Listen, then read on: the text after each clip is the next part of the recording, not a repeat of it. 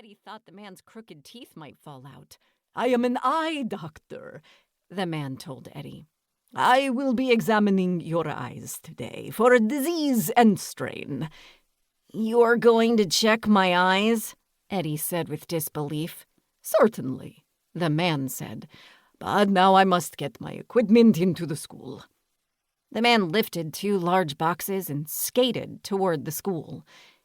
"Maybe we should open the door for him, since his hands are full," Melody told Eddie.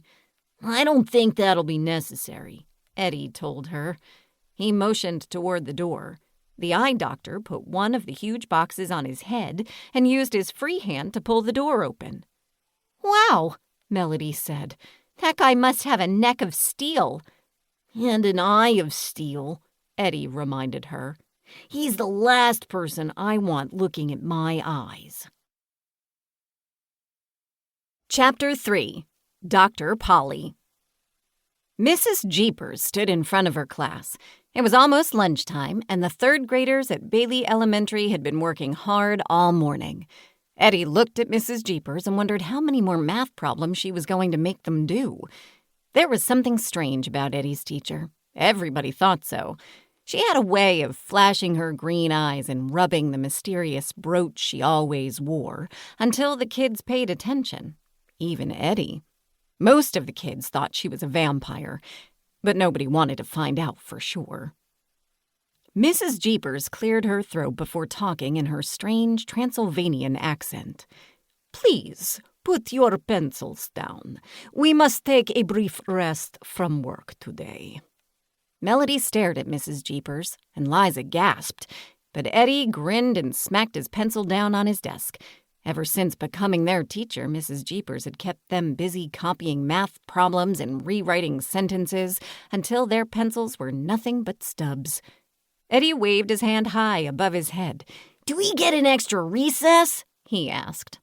A few kids clapped, but they stopped in a hurry when Mrs. Jeepers flashed her green eyes in their direction. "There will be no extra recess," she said quietly. "We will stop working, so you may have your eyes examined." Mrs. Jeepers ignored Eddie when he groaned. Instead, she picked up a long white stick of chalk that was nearly the same color as her pale fingers. When she wrote on the board, the chalk squeaked, sending goosebumps up all the 3rd graders' backs. "This is the name of the ophthalmologist," she said. "That's who I ran into this morning," Melody said. "Dr. Polly is here to look at your eyes," Mrs. Jeepers added. "I am sure you will all be very polite to him. After all, he is a guest in our school." Eddie slid down in his seat and frowned. "I don't need to have my eyes examined," he mumbled, "especially by a sissy doctor." Howie shook his head and spoke so softly, Eddie barely heard him. "Dr. Polly is no sissy. I have a feeling we'd better beware of Dr. Polly." Chapter 4. The Cave. Mrs. Jeepers led the long line of 3rd graders down the dim hallway of Bailey Elementary School. Eddie, Melody, Howie, and Liza stuck together near the end. The line snaked past the office and the cafeteria before Mrs. Jeepers led them into the gymnasium. "Who ever heard of an eye doctor having an office in it?"